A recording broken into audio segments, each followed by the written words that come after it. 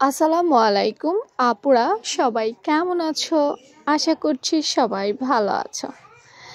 আজকে তোমাদের পছন্দের বাচ্চাদের একটা ওই যে ফ্রক টাইপের নিমা বলে না, এটার নাম কি আমি জানি না, সেটার উপরের অংশটা সেলাই করব।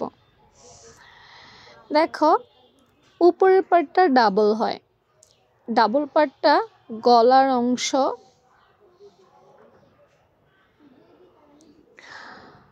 এবং মানে দুটো অংশকে একসাথে জয়েন্ট করে নিতে হয়। জয়েন্ট করে নিলে অনেক বেশি সুন্দর হয়, তোমার কষ্টও কম হবে।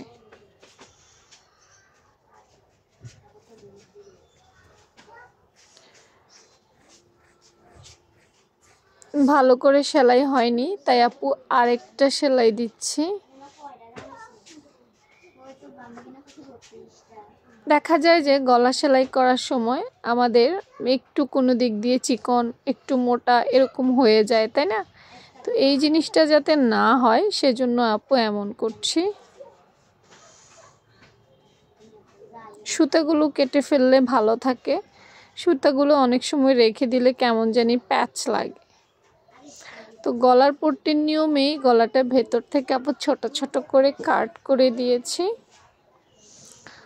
ছোট ছোট করে কাট করে এখন দেখো এই যে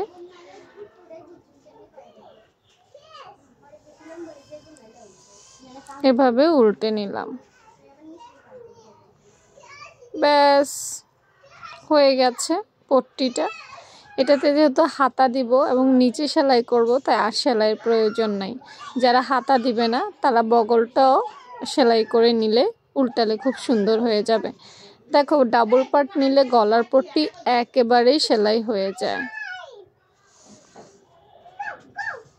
আলাদা করে আর নিতে হয় না, আর এই জায়গাটা মজবুত থাকে, ভালো থাকে।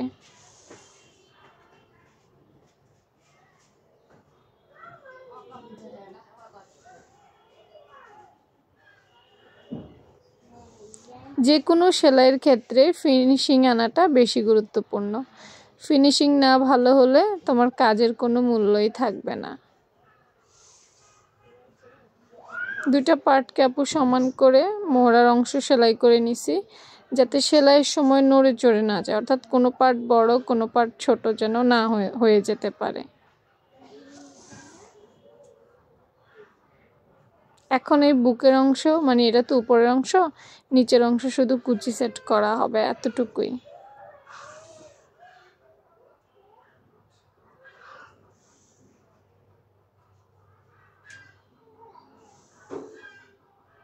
ব্যাস রেডি।